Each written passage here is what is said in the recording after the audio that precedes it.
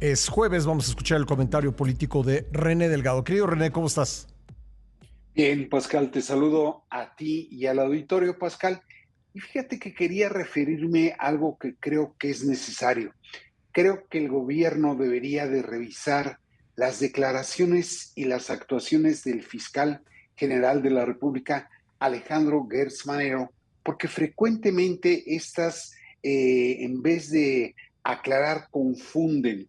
Y estando en un momento particularmente delicado como el que supone la batalla contra el contrabando de combustibles, creo que habría que revisar justamente esas dos acciones del fiscal. Ahora, digo el gobierno, Pascal, y más de un radio escucha o el auditorio diría, bueno, pero no le corresponde al gobierno, porque el fiscal es autónomo e independiente y en todo caso quien debería de evaluar su actuación sería el Senado de la República. Pero el Senado ha guardado un silencio ante ese asunto, sería la autoridad o el poder indicado para evaluar el desempeño del fiscal, en tanto que supuestamente es autónomo e independiente. Pero al margen de la instancia que revisara ese desempeño, Pascal, lo digo porque estando en el momento en el que nos encontramos, ha hecho señalamientos que a veces, en vez de contribuir al esclarecimiento y la transparencia de lo que sucede en el combate al contrabando, han generado dudas. ¿A qué me refiero, Pascal?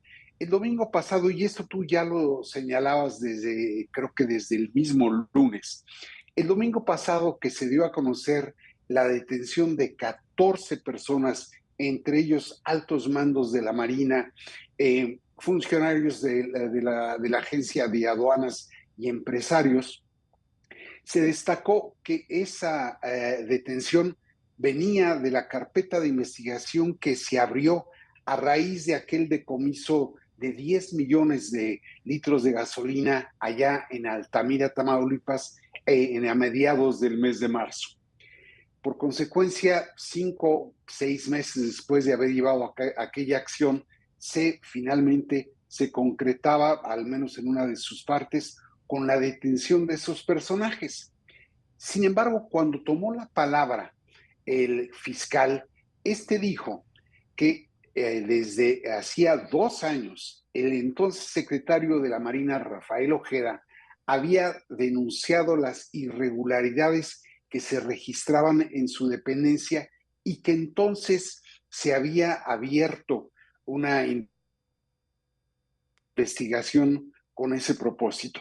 Obviamente esto en alusión al vicealmirante y contraalmirante, que son sobrinos políticos del entonces secretario de la Marina. Y entonces ahí queda la duda, Pascal, de cuándo fue que se abrió esa investigación, si fue hace prácticamente medio año o si fue hace 2 años, y ello no contribuye a tener claridad sobre el asunto.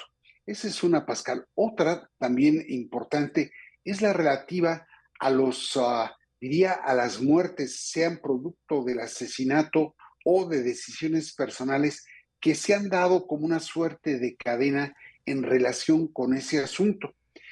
Homicidios, cuando menos se pueden contar tres de algún modo vinculados a al contrabando de combustible. Está el caso de Magali Janet Nava, una funcionaria de la delegación justamente de la Fiscalía General de la República en Colima, que fue asesinada en octubre del año pasado y días después se ejecutó al contraalmirante Fernando Rubén Guerrero, quien justamente había escrito una carta al entonces secretario de la Marina, Rafael Ojeda, denunciando que sus sobrinos, Farías Laguna, el vicealmirante y el contraalmirante, participaban en una red criminal que contenía el control justamente de las aduanas.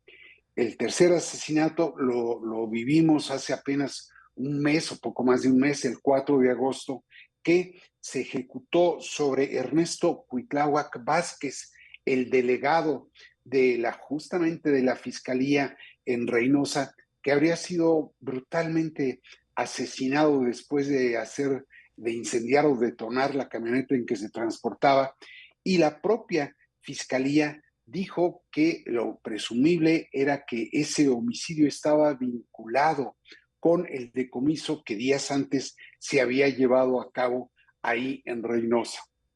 A esos, y creo que se podrían agregar otros, pero no quiero referirme a más homicidios.